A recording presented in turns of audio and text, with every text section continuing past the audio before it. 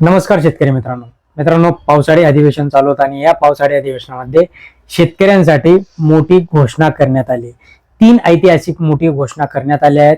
आता याची काही विधिमंडळ आहेत, या विधिमंडळामध्ये पुण्यश्लोक अहिल्यादेवी होळकर शेतकरी कर्जमुक्ती योजना अंतर्गत 2026 मध्ये शेतकऱ्यांना अत्यंत मोठं आणि महत्वपूर्ण बदल या राज्य शासनाने केलेले आपल्याला दिसत आहेत. ते काय बदल आहेत आणि या 3 ऐतिहासिक घोषणा काय आहेत, ज्याच्याने विरोधकांनी आपला तगादा लावला होता, शेतकरी संघटनांनी तगादा लावला होता आणि त्यानंतर या 3 ऐतिहासिक गोष्टीची घोषणा मुख्यमंत्र्यांकडून करण्यात आली. काय आहेत सविस्तर जाणणार आहोत, शेवटपर्यंत बघा. अजून कर्जमाफीबद्दल बहुतेक लोकांच्या मनामध्ये शंका आहेत, त्या शंकाचं निरसन करणं आपलं काम आहे आणि तेच काम आपण घेऊन आलोय. चॅनलला सबस्क्राईब करून ठेवा, लाईक करून ठेवा मित्रांनो, शेअर करायचं. बघा, मुख्यमंत्र्यांकडनं 3 मोठ्या ऐतिहासिक घोषणा करण्यात आल्या.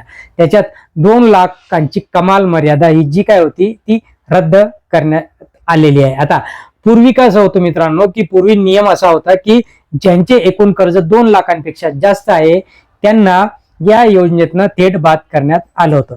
आता सरकारने ही अट पूर्णपणे रद्द करून आता कितीही असो, तुमच्यावर कर्ज कितीही असो, पण सरकारचे प्रत्येकाचे 2 लाख रुपयांपर्यंतचं कर्ज माफ करणार आहेत आणि उर्वरित रकमेसाठी वन टाइम सेटलमेंट आपल्याला करावं लागणार आहे, ज्याला की आपण OTS असं म्हणत आहोत.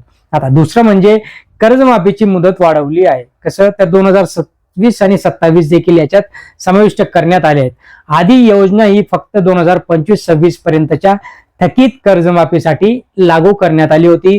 मात्र मुख्यमंत्र्यांनी यात मोठा बदल करून 2026 आणि 27 मध्ये आर्थिक वर्षातील थकीत पीक कर्जाचा यामध्ये समावेश करण्यात आलेला आहे. आता आधी हा समावेश नव्हता, आता हा समावेश करण्यात आलेला आहे.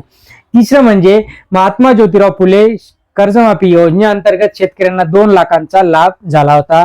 पूर्वीच्या महात्मा ज्योतिराव फुले शेतकरी कर्जमुक्ती योजनेतील पात्र शेतकऱ्यांना जे 50,000 रुपयांपर्यंतचं प्रोत्साहनपर अनुदान मिळणार होतं, ती मर्यादा वाढून आता थेट 2 लाख रुपये करण्यात आलेली आहे, ज्याच्याने शेतकऱ्यांना 50,000 ऐवजी 2 लाख रुपये मिळणार आहेत. आता कर्जमाफीच्या याद्या कशा काय तेही थोडक्यात जाणून घेणार आहोत. मित्रांनो, शेतकरी कर्जमाफीसाठी पात्र असलेल्या शेतकऱ्यांच्या अंतिम याद्या तुमच्या गावातच अतिशय सोप्या पद्धतीने पाहता येणार आहेत. सर्व बँकांकडून शेतकऱ्यांची माहिती गोळा करून ती विशेष सरकारी पोर्टलवर अपलोड केली जाणार आहे. त्यानंतर या याद्या तुमच्या गावातील ग्रामपंचायत कार्यालय, तलाठी कार्यालय, आपले सहकार सेवा केंद्र आणि तुम्ही ज्या बँकेत कर्ज घेतलं आहे अशा बँकेचे शाखेसाठी या सगळ्या याद्या तिथे जाहीर करण्यात येणार आहे. आता या याद्यांमध्ये प्रत्येक शेतकऱ्याला एक युनिक ID मिळणार आहे, ज्याला की आपण UID किंवा विशिष्ट क्रमांक असं म्हटलं जातं. या यादीत नाव आल्यानंतर शेतकऱ्यांनी आपल्या जवळच्या सेवा केंद्रात किंवा बँकेत जाऊन आधार कार्डद्वारे बायोमेट्रिक प्रमाणीकरण करणं गरजेचं असणार आहे आणि हे प्रमाणीकरण पूर्ण होताच कर्जमाफीची जी काही रक्कम आहे ती शासनाच्या वतीने तुमच्या खात्यामध्ये ट्रान्सफर करण्यात येणार आहे. कर्जमाफीसाठी आता अपात्र कोण, पात्र कोण असे देखील प्रश्न शेतकऱ्यांच्या मनामध्ये आहेत.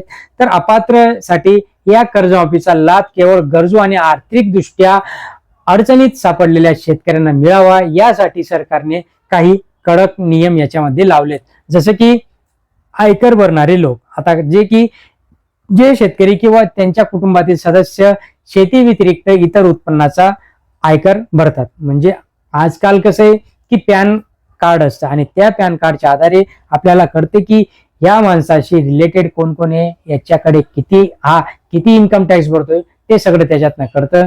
ते लोक याच्यात बाद होणार आहेत. बघा, तुम्ही नाही भरलं, तुमच्या घरच्यांनी जरी भरलं तरी ते बाद होणार आहेत. लोकप्रतिनिधी म्हणजे MP, MLA, आमदार, खासदार हे देखील याच्यात पात्र नाही आहेत. शासकीय निमशासकीय कर्मचारी, केंद्र व राज्य सरकारचे सर्व अधिकारी किंवा कर्मचारी, चतुर्थ श्रेणी किंवा कर्मचारी ज्यांचे मासिक वेतन 25,000 रुपयांपेक्षा कमी आहे अशा कर्मचाऱ्यांना यातून सूट आहे. ज्यांचं वेतन 25,000च्या वर आहे अशा शेतकऱ्यांना इथे त्यांनी अपात्र केलेलं आहे. पेन्शनधारक शेतकऱ्यांना देखील इथे अपात्र करण्यात आले. सहकारी संस्थांचे पदाधिकारी जे त्यांना देखील इथे अपात्र करण्यात आले. व्यावसायिक व्यक्ती जे की CA, डॉक्टर, वकील असे जे आहेत त्यांना देखील इथे अपात्र करण्यात आले. तर या 3 मोठ्या घोषणा होत्या आणि या 3 मोठ्या घोषणांच्या नंतर कोण अपात्र हे देखील आपण बघितलं. माहिती आवडल्यास नक्कीच लाईक करा मित्रांनो, शेअर करा, सबस्क्राईब करा. धन्यवाद.